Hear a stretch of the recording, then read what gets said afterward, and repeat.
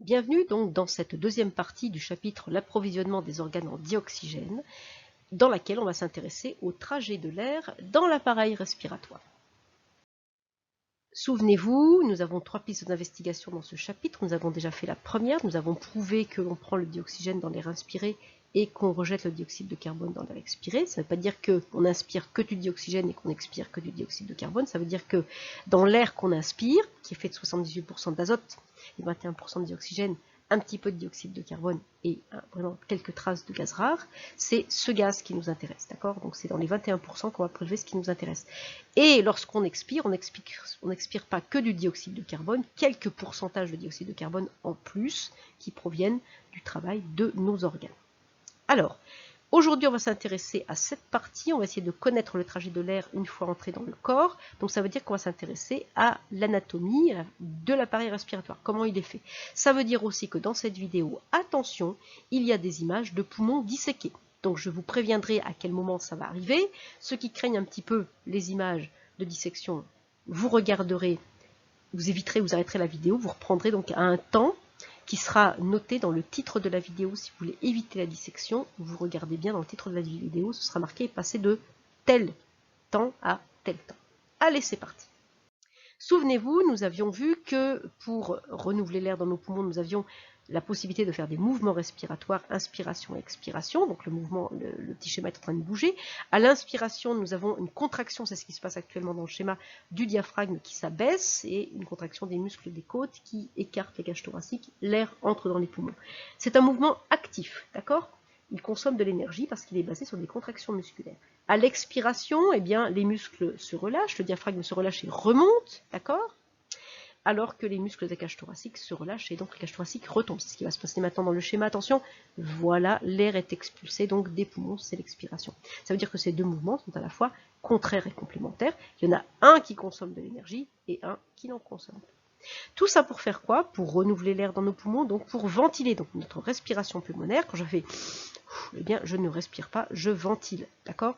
Et le mot respiration, ça correspond surtout à ce qui se passe dans vos cellules lorsque elles échangent dioxygène, dioxyde de carbone. Alors, dans votre cahier, vous notez bien donc grand 1, l'appareil respiratoire humain, sa structure, son organisation. Donc, on rappelle bien qu'un appareil, c'est un ensemble d'organes. Donc, je n'ai pas que des poumons dans mon appareil respiratoire. Le poumon, c'est l'organe respiratoire. C'est celui au niveau duquel je vais récupérer mon dioxygène. Donc, dans mon appareil, je vais avoir plein de groupes d'organes, dont le seul objectif est de réaliser la fonction de respiration ou de ventilation. Donc, le but, c'est d'amener l'air dans les poumons et de l'expulser après.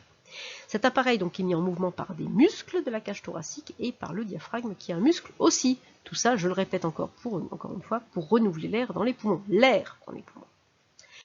Alors, j'ai plusieurs groupes d'organes dans mon appareil respiratoire. Premier groupe d'organes, c'est la cavité nasale qui filtre l'air et qui est aussi le siège de l'odorat. Dans la muqueuse nasale, j'ai des petits capteurs nerveux qui vont pouvoir comme ça donner une information au cerveau qui va décoder les informations sur ce que l'on sent comme le type d'odeur qui est autour de nous.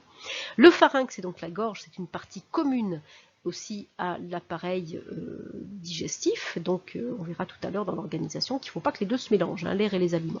Ensuite, vous avez le larynx qui est au niveau de votre gorge. Si vous touchez votre cou, vous allez sentir un cartilage, d'accord? Et les garçons d'ailleurs ont un cartilage beaucoup plus épais qui se forme au moment de la puberté, c'est ce qu'on appelle la pomme d'Adam, et c'est pour ça que ils vont avoir une voix beaucoup plus grave, parce que du coup, comme le larynx porte les cordes vocales, si le diamètre du larynx est plus important, on aura des sons plus graves, d'accord? Donc c'est le siège de la phonation, je peux émettre des sons, et je fais d'une pierre deux coups, je fais rentrer l'air pour récupérer le dioxygène, mais en même temps, je fais vibrer des cordes vocales, et je peux moduler les cordes vocales pour pouvoir émettre des sons que je maîtrise. Alors, l'air va ensuite dans un tube qu'on appelle la trachée, un tube fait de cartilage qui ne peut pas s'écraser. Cette trachée se ramifie en deux tubes qu'on appelle les bronches. Chacun des tubes, donc chacune des bronches va dans un poumon, et les bronches vont se ramifier en bronchioles ou bronchioles de plus en plus petites à l'intérieur du tissu pulmonaire, c'est-à-dire de l'intérieur de ce qui forme le poumon. Alors se ramifier, c'est devenir de plus en plus fin. C'est un peu à l'image d'un arbre. C'est un peu comme si la trachée c'était le tronc, les bronches c'est les deux grandes branches principales de l'arbre, et les bronchioles c'est les branches de plus en plus petites. Tout ça pour amener l'air dans le tissu pulmonaire, donc dans les poumons, qui sont formés donc d'alvéoles pulmonaires. On verra dans la troisième partie ce qui se passe au niveau des alvéoles. Donc les poumons sont dissymétriques, ça veut dire qu'à cause du cœur, ils n'ont ni la même forme, ni le même volume. En image, voilà ce que ça donne. Donc je vais suivre l'anatomie des poumons en suivant le trajet de l'air. Donc ici avec une flèche noire, inspirez, donc mettez bien un I ici, inspirez donc dans les poumons. L'air inspiré rentre par la cavité nasale, mais peut-être aussi par la cavité buccale. Vous pouvez respirer par la bouche, heureusement, quand on a le nez bouché. Et donc, il continue son trajet dans la gorge. Alors là, c'est là où je vais dessiner des choses que je vais effacer. Vous voyez ici le départ de l'œsophage, là où les aliments descendent. Là, vous avez un petit élément, je ne sais pas si vous le voyez. Voilà. Eh bien, ce petit élément va se rabaisser et fermer l'accès donc à la trachée lorsque vous avalez, ce qui fait que les aliments ne doivent pas rentrer là où va l'air. Parce que vous ne pouvez pas respirer, inspirer, expirer et avaler en même temps. Si jamais vous faites les deux, ça va poser des problèmes. Alors, l'air continue en rentrant dans le traverse le larynx, donc ce cartilage, ensuite passe dans la trachée, oui, donc ce tube ici, cartilagineux, et ensuite l'air va aller dans les deux bronches, une part dans chaque poumon. Vous voyez que dans le poumon gauche ici, puisque la personne vous regarde, elle est face à vous, donc ça c'est la partie gauche, cette bronche devient de plus en plus petite et se ramifie en bronchiole jusqu'à ce que l'air arrive dans un sac alvéolaire fait de plein d'alvéoles pulmonaires. Donc vous voyez que là, j'ai mis les alvéoles pulmonaires en rouge parce que ça forme le tissu pulmonaire, donc ça forme les poumons. Ok. Alors, ça c'est le trajet de l'air inspiré. Si je veux faire le trajet de l'air expiré, eh bien je vais prendre une autre couleur. Je vais prendre par exemple le bleu. Alors, vous réécrivez la même chose que ce qui est marqué au-dessus, sauf que au lieu de mettre air inspiré, vous allez marquer air expiré. D'accord? Donc ça, c'est le trajet de l'air expiré dans l'appareil respiratoire. Les petites choses que je mets, ça veut dire qu'on répète les mots. Hein. Okay. Donc l'air expiré, bah, écoutez, va reprendre, faire le trajet dans l'autre sens, il va faire demi-tour hein, dans les alvéoles pulmonaires, puis ensuite il va remonter, on va faire le trajet à l'envers, jusqu'à repasser dans la trachée, puis ensuite par le larynx, et enfin il va sortir soit par la bouche, soit par le nez, cavité nasale ou cavité buccale. Voilà pour l'air, le trajet de l'air expiré. D'accord? J'ai rajouté aussi donc, ce qui met en mouvement cet appareil respiratoire, donc les côtes avec les muscles intercostaux que je fais en noir ici, et puis le diaphragme qui est le muscle qui est juste là, qui sépare le thorax de l'abdomen. Voilà donc le diaphragme. J'ai rajouté l'enveloppe protectrice, qui est le petit espace ici blanc, entre les poumons et la cage thoracique, ce sont les plèvres.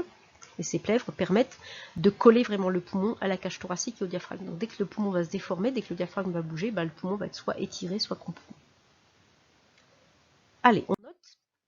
L'air atmosphérique entre par la cavité buccale ou nasale au cours de l'inspiration. Il passe par la gorge, puis va dans la trachée, les bronches et les bronchioles ou bronchioles. Il arrive, cet air inspiré, dans les alvéoles pulmonaires, donc dans le tissu pulmonaire. Ensuite, il fait demi-tour. Il emprunte le même trajet, mais à l'envers. Il ressort donc par la cavité nasale ou buccale. C'est l'expiration. Alors, une fois que vous avez noté ça, c'est après qu'il va y avoir l'image et le petit film de la dissection. D'accord ? Le paragraphe petit 2 qui vient après, qui s'appelle les propriétés des poumons. Donc ceux qui ont peur de voir la dissection, vous marquez directement petit 2, les propriétés du poumon, et vous arrêtez la vidéo donc à 8 minutes 40. D'accord? Et après, vous reprendrez autant que je vous indiquerai dans le titre de la vidéo. Alors, ceux qui veulent suivre la vidéo, on continue. Petit 2, donc les propriétés du poumon. On va voir donc ces propriétés à travers donc cette petite vidéo faite par des élèves de 5e. Écoutez bien. Voici la fraissure d'un porc. Nous avons la gorge, d'où part la trachée, puis les deux poumons. Entre les deux poumons, nous voyons le cœur. Ici, nous avons le diaphragme sous les poumons. Voyons maintenant où va l'air que nous inspirons.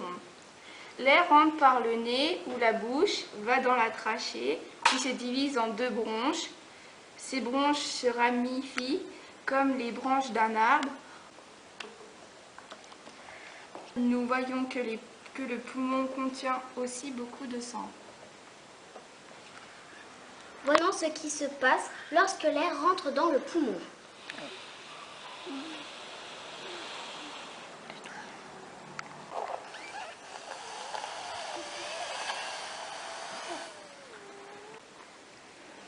Alors, le poumon flotte. des bulles d'air sortent du poumon.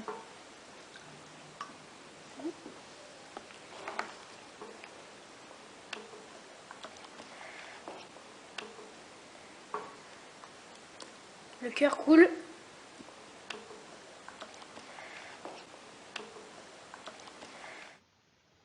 Alors voilà pour la petite vidéo. Alors ceux qui veulent reprendre, c'est à 10 minutes 20. Alors, les observations, c'est une coupe, ici la photographie d'une coupe transversale faite par les poumons. Avec vos camarades de classe, donc d'un autre collège, on fait quand même pas mal de... C'est une vidéo qui est quand même assez ancienne, on fait pas mal de petites manipulations qu'on aurait dû faire dans classe. C'est dommage qu'il y ait ce confinement. Et même si on se redéconfine et que qu'on se déconfine, pardon, et que vous retournez en classe, ce qui n'est pas le cas pour tout le monde, on ne pourra pas manipuler. Ça, il faut que vous le compreniez, comme je ne pourrai pas vous distribuer de feuilles. Donc, j'ai un poumon qui est entouré d'une enveloppe protectrice, vous le voyez ici. C'est un tissu, donc on a coupé un morceau. Ce tissu pulmonaire est plutôt rosâtre et il est fait donc d'alvéoles. Alors, on ne les distingue pas, ces alvéoles, parce qu'elles sont vraiment toutes petites. Donc, le tissu pulmonaire, c'est tout ça, hein. Tout ce que je colorie ici. C'est-à-dire, en gros, c'est tout ce qu'on voit, sauf les tubes. Là, vous avez par exemple une veine, ici.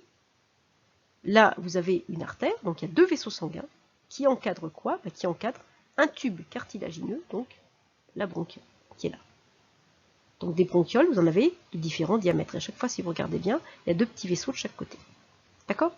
Donc voilà, le tissu pulmonaire est fait comme ça, un petit morceau d'échantillon. Vous avez vu aussi ce qui est très intéressant, c'est que ce morceau de poumon, eh bien, il flotte. D'accord? Ça, vous l'avez très bien vu dans les expériences. Si on le met dans l'eau, il flotte. Et puis, deuxième chose, qu'est-ce qu'on voit? Eh bien, qu'au bout d'un moment, on voit que l'eau devient un petit peu rouge. Donc, je vois que l'échantillon, je vais analyser mes expériences, c'est-à-dire je vais donner les résultats, je vois que, hein, je décris, et je vais interpréter, je vais en déduire quelque chose. Donc, je décris et j'interprète. Je vois que l'échantillon de poumon flotte, d'accord? Donc, je vois que l'échantillon, excusez-moi, je vais remettre mon stylet. Je vois que l'échantillon de poumon flotte. Je vais en déduire quoi? J'en déduis qu'il contient de l'air. Même chose, expérience petit c. Je vois que l'eau devient rouge au bout d'un moment. Qu'est-ce que j'en déduis? J'en déduis que l'échantillon de poumon contient aussi du sang. Donc, qu'est-ce que j'en conclus? Eh bien, je vais en conclure que le tissu pulmonaire met en contact l'air et le sang. Alors, autre propriété que vous avez vue très importante, c'est que finalement, mon poumon, c'est aussi un organe qui va être élastique. Ça, vous l'avez vu, quand la jeune fille souffle dedans, eh bien, il revient, quand elle arrête de souffler, il revient à sa forme de départ. Donc, le poumon est un organe rosâtre, élastique, mou et léger, qui contient de l'air. Des tubes cartilagineux, protégés par du mucus, appelés les bronches et les bronchioles, amènent l'air jusqu'au tissu pulmonaire. Donc, le poumon est aussi richement vascularisé, ce qui veut dire qu'il y a beaucoup de vaisseaux sanguins, mais vous voyez qu'on ne les voit pas trop. Il y a des gros vaisseaux, d'accord, mais le liquide rouge ne sort pas par ces gros vaisseaux. Voilà, on ne voit que du sang qui est très très rouge vermillon, c'est-à-dire rouge vif. Ça suinte du poumon quand on le coupe. Donc là, on imagine bien, vous vous rappelez, ces tout petits vaisseaux microscopiques, il va sûrement y avoir plein de capillaires à l'intérieur. Ok? Donc voilà pour l'anatomie. Vu au microscope, ce tissu pulmonaire, donc on a fait une coupe et puis on a regardé au microscope optique, d'accord, on a grossi ça 500 fois, c'est-à-dire 10 fois à l'oculaire et 50 fois à l'objectif, eh bien, on voit des sphères, des petites poches remplies d'air, ce qu'on appelle les alvéoles. Elles sont entourées, c'est ce qui est en rose ici, par de nombreux vaisseaux sanguins. C'est comme si je coupais un ballon, quoi. Hein. Donc là, j'aurais la paroi du ballon, ce seraient les vaisseaux sanguins, et puis donc microscopiques qu'on appelle les capillaires. Donc ces capillaires, c'est, vous voyez le sang, c'est des petits éléments qui sont violets à l'intérieur, d'accord? Donc on a bel et bien contact entre de l'air dans les alvéoles et puis des tout petits capillaires sanguins qui sont autour des alvéoles. Donc c'est certainement là qu'on va échanger peut-être le dioxygène et le dioxyde de carbone. On peut en émettre l'hypothèse et on essaiera de voir si on a raison dans la prochaine vidéo. Alors, je vous remercie d'avoir écouté cette vidéo, j'espère qu'elle vous a plu. Je vous prépare donc la suivante, elle est relativement courte, elle fait 15 minutes celle-là, donc je vous prépare la suivante qui est un peu plus difficile puisqu'on va regarder ce qui se passe au niveau des alvéoles et donc on va aborder des notions un petit peu plus compliquées. Je vous remercie d'avoir écouté, je vous souhaite une bonne journée ou une bonne soirée, je vous dis à bientôt.